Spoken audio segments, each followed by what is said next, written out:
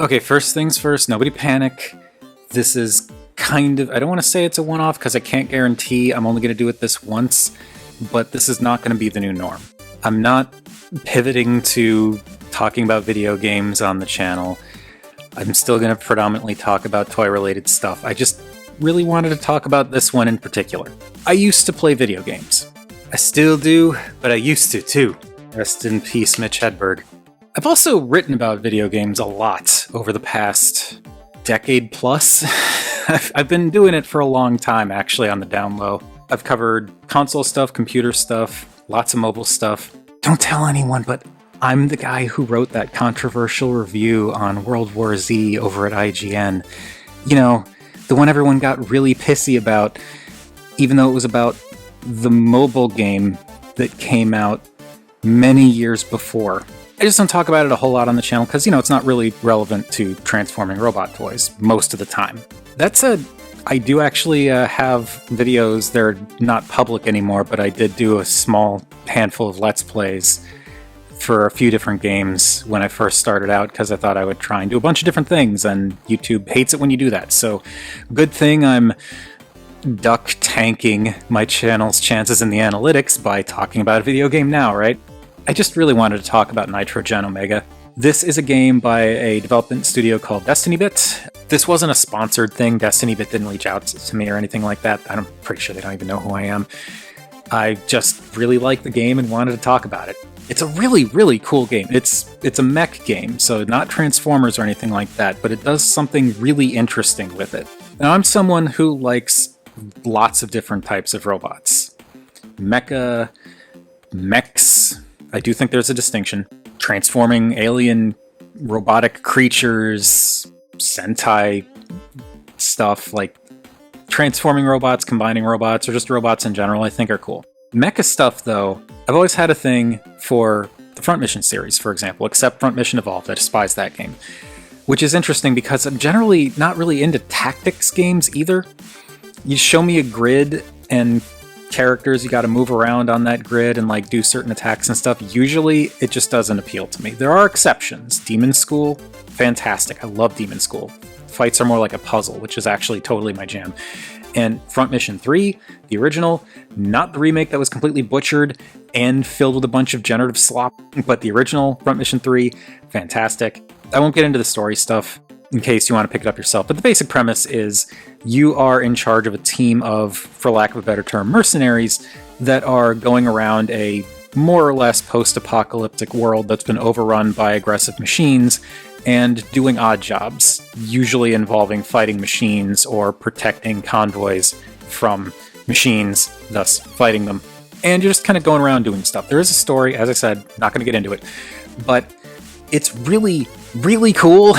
It's got this aesthetic to it that's kind of this combination of Gurren Lagann and, I think I'm pronouncing that right, and like Fooly Cooly, Dead Leaves, like that kind of vibe. The art in particular, like the character art, very Dead Leaves, which I think is amazing. Presentationally, it's even got that going for it, where the animation is, I don't know exactly how they did it, what the actual count is, but like it's choppy, but like intentionally choppy. Like it's only a few frames per second, maybe a couple of frames per second in a lot of animations. It makes it look kind of stilted, but like not non-dynamic. It's hard to explain, but through a combination of the motions and the camera angles and severe use of forced perspective and fisheye, which I do think is actually really cool stylistically, it gives off like a really classic kind of anime vibe. And whenever you do anything, it's kind of bombastic and looks really cool and really stylized.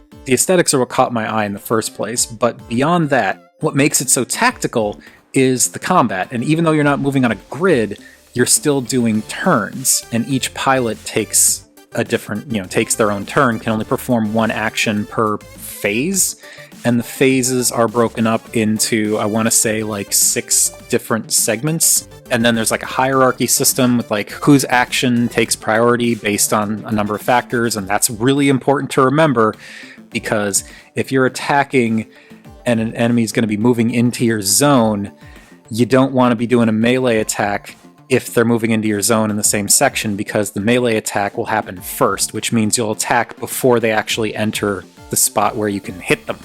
So you got to be careful about that. But you can also game that to your advantage in other ways. And what kind of pulls all of this together for me is the fact that all four, and there are four total, all four of the pilots that you have are all piloting the same mech.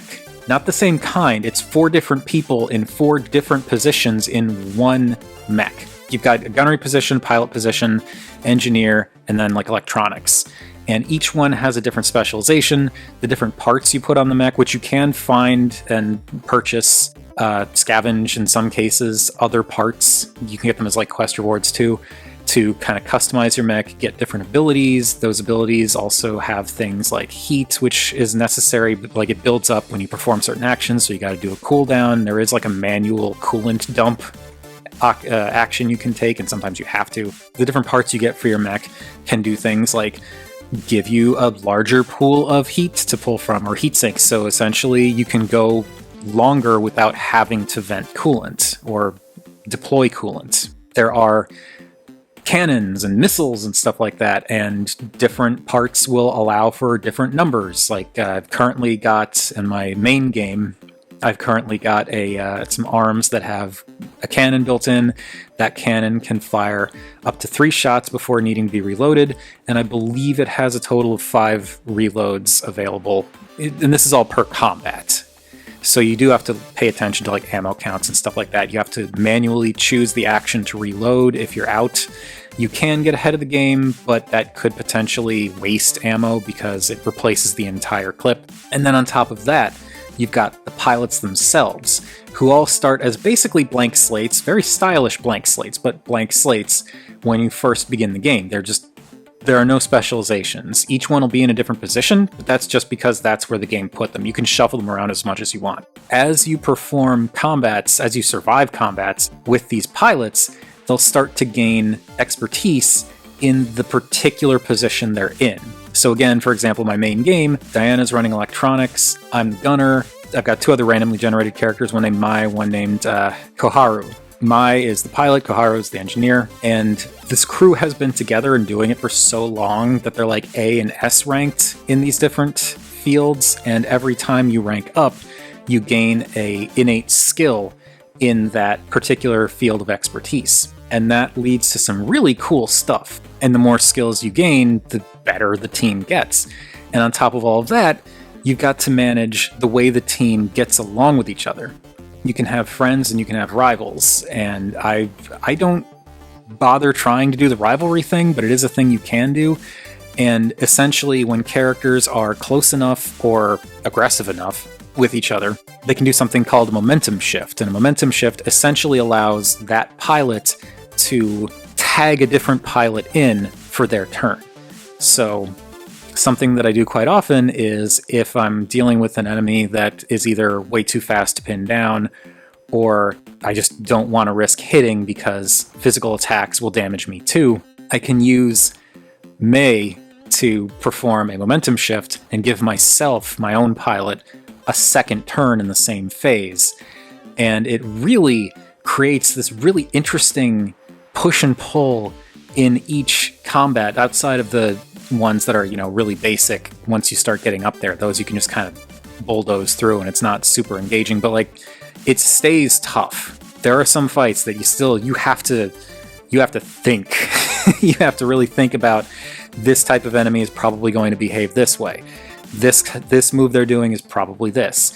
Do I want to forego moving out of combat range in order to try and get some extra damage, or do I want to play it safe and try and dodge around the attack I think is coming?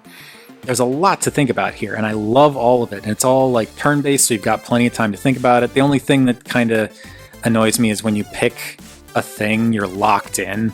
And I understand why it does that, but it does bug me sometimes because it's happened more than once where I'll like accidentally target the wrong enemy and not realize it until after I've put down my move, and then I'm just kind of stuck. And that throws things off. It's just a super cool game. Really fun, really satisfying to play, and I've been taking my sweet time with it because I just enjoy doing missions, like regular bounty missions, like not even story-related stuff, to build up my team, build up my mech, build up a huge stash of what passes for cash in this particular setting. It's got kind of like an XCOM thing going where the pilots can get scared in a fight, and that will affect the performance and cause various things to happen. They can get wounded, and if they're wounded, then they're more likely to get other kinds of status conditions in future fights. So you probably want to take them out of the rotation for a little bit so that they have time to recover. The other thing too is your pilots can die. It hasn't happened in my game yet. It's a little bit harrowing knowing that some of these characters could potentially get killed, which again kind of brings it back to that XCOM feeling. And you can hire new pilots to take over, but those new pilots don't have that camaraderie that your team has built up, so you still have to spend time in between fights having them play a version of DDR together, or having them cook for each other, having them work out together, things, just activities that build their companionship levels or make them more aggressive towards each other. It really depends on which direction you want to go. All of these pilots can be completely randomly generated. You can start the game with a completely random crew. Nobody has random stats. They all just kind of have the basic F rank and everything, but there are things like birthday, blood type, and personality, which they don't affect gameplay, but personality type will affect some of the expressions that they have, and sometimes some of the animations that they pull off during combat, which is a nice little change of pace. I think that's just a nice detail. And the randomness applies completely to how they look. You can have a 4-person squad to begin with that's entirely random. You can randomize a handful and keep some that you make yourself. You can do an entirely custom-built squad. It's somewhat limited, and the way that you pick colors is very kind of awkward, honestly. But it's still cool that it gives you that option, because as I understand it, the game was originally designed to just have randomly generated characters and nothing else. The character creator was something they added afterwards while it was still in early access, so the fact that you can make your own characters at all, even if it is a little bit awkward, is really cool. And it's just a really, really cool game. I've been enjoying the heck out of it, and as I said, I've just been having fun going around performing simple non-story missions to get money and build up my mech more, because I don't want to lose anybody, so I'm taking my sweet time to make that mech as sturdy as possible and make the team as strong as possible, so when I go into a fight, I've got the best chance to come out of it in one piece. I personally bought it for the Switch. Runs well on the Switch too. There's some graphical stuff, but I feel like you can't really go wrong with any version of the game. I believe it's out for PC and most consoles. I haven't confirmed this, but I will include a link down in the description to the developer's webpage, and they'll have links to the different storefronts where it's being sold, so you can check that out. If this sounds like something that you're interested in, I wholeheartedly recommend at the very least checking out the demo, because there is a demo. You can't transfer the save data from the demo to the full game, so if you really like what you play, get the game, because you're not going to be able to transfer any of the time you put into the demo into the main game, but it's absolutely worth checking out. This kind of thing sounds interesting. Hey, if I can't sell you on it, if the footage you've been watching while I'm talking can't sell you on it, then, well, thanks for watching anyway. That's it for this. I had no real plan going into this. I just wanted to talk about the game because I thought it was cool. So yeah, gonna get back to toy stuff probably in the next video.